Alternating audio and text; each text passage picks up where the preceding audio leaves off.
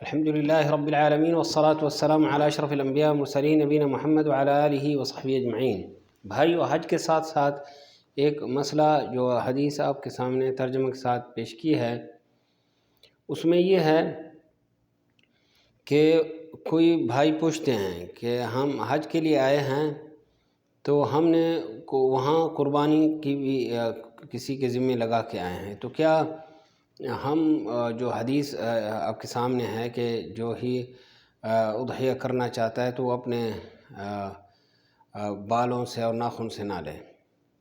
تو یہ اضحیہ کون سی ہے؟ حج کے علاوہ جو عام قربانی ہوتی ہے، اور اس میں عظیم فضیلت ہے۔ خاص طور پہ یہ جو عشرہ آ رہے ہیں ابھی، ان کی عظیم فضیلت ہے۔ اس میں جتنا ہو سکے تکبیر، تحلیل، اچھے اعمال کرنا، اللہ تعالیٰ کے ہاں ہی اس کا عظیم منزلت ہے۔ ما من یوم العمل الصالح فی حب الی اللہ من هذه العشر، یہ نبی صلی اللہ علیہ وسلم کا فرمان ہے۔ تو یہ عشر جو ہیں ذی الحجہ جو آ رہے ہیں،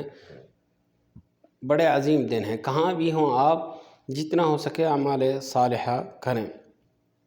اللہ تعالیٰ سے دعا ہے ہم سب کو توفیق دے۔ بھائیوں،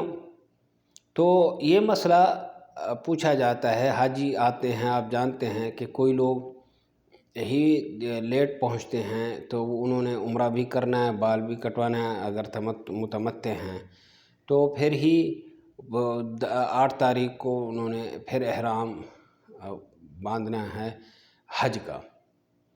اور حج کا جو احرام ہوتا ہے اس کے لیے پھر ان کو نکلنے کی ضرورت نہیں ہے، جہاں بھی ہوں وہ باندھ کے ہی جائیں گے، چاہے مینا میں بھی کیوں نہ باندھ لیں، یا مکے سے باندھ کر مینا چلے گئے، جیسے ہی ہو جائے، اس میں انشاءاللہ کوئی حرج نہیں۔ نبی صلی اللہ علیہ وسلم نے 8 تاریخ کو ظہر اپنی ٹائم پر پڑھی، لیکن وہ قصر تھی، مینا میں جمع نہیں کیا، صرف عرفات میں جمع کیا اور مزدلفہ میں، ظہر اور عصر اور مغرب عشاء مزدلفہ میں بس۔ تو مینا میں جو نماز ہیں نبی صلی اللہ علیہ وسلم نے ہی جمع کہیں نہیں کیا، لیکن قصر پڑھی نمازیں کو۔ تو ظہر، عصر، مغرب، عشاء، فجر پڑھ کے پھر روانہ ہوئے عرفات کی طرح، اور عرفات میں ظہر، عصر، پھر مغرب کے بعد یعنی مغرب کی اذان جب ہوئی، مغرب کے ٹائم میں روانہ ہوئے، اور نبی صلی اللہ علیہ وسلم سے عرض کیا گیا کہ یا رسول اللہ الصلاۃ، قال الصلاۃ امامہ، کہ نماز، ابھی مغرب کے اذان کا ٹائم ہے، تو فرمایا نماز جو ہے آگے یعنی مزدلفہ میں ہی جا کے پڑھی۔ لیکن یہ خیال کیا جائے، کوئی ایسے بھی دن تھے،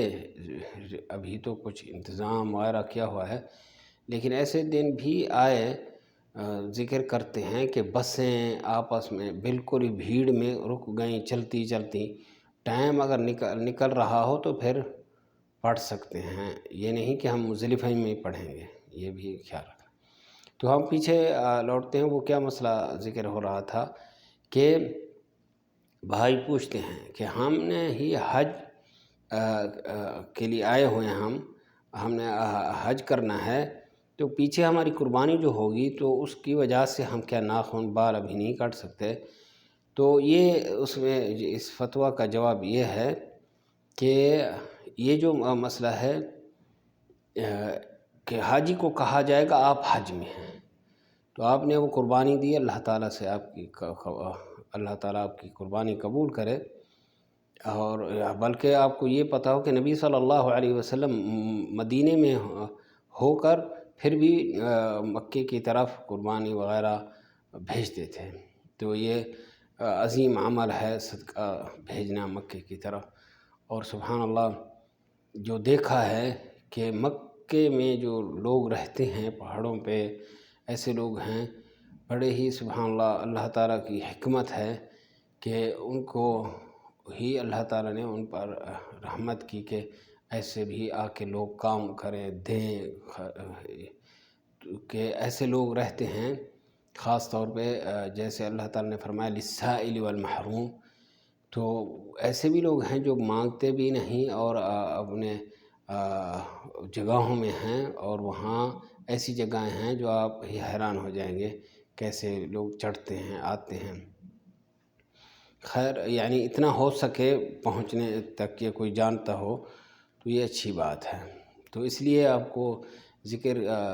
درس میں ہوا تھا کہ ایسے بھی دیکھا گیا ایک مرتبہ سامنے ہی بات ہوئی کہ وہ کسی کو دے رہے تھے قربانی وغیرہ، تو اس کو سستی مل گئی کئی طرف سے۔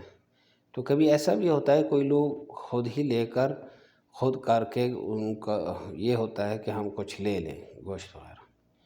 لیکن اگر آپ کو پتہ ہو کہ یعنی مثلا جزار ہے جیسے وہ کاٹنے والا قربانی کو، تو وہ کہے کہ مجھ کو کچھ گوشت دے دینا بس کافی ہے، میں ہی ذبح کر دیتا ہوں، تو آپ اس سے ذبح کروا کر یہ گوشت بدلہ نہ کریں، یہ خیال کریں۔ نبی صلی اللہ علیہ وسلم نے فرمایا اللہ نعطی الجزار، یہ حدیث میں آتا ہے منہا شیئا قال نحن نعطیہ من عندنا، کہ ہم اپنی طرف سے دیں گے، یعنی ان کی جو اجرت ہوتی ہے وہی آپ پوری مکمل دیں، ان کا یہ جو ذبح کتنا میں کرتے ہیں وہ اس کو پورا ہی دیں، پھر جو چاہیں آپ دیتے رہیں، لیکن یہ نہ کریں کہ ہم ذرا اس میں اپنے پیسے بچا لیں، یہ بھی خیال کیا جائے۔ تو ایسے ہی اس کی جو کھال وغیرہ ہے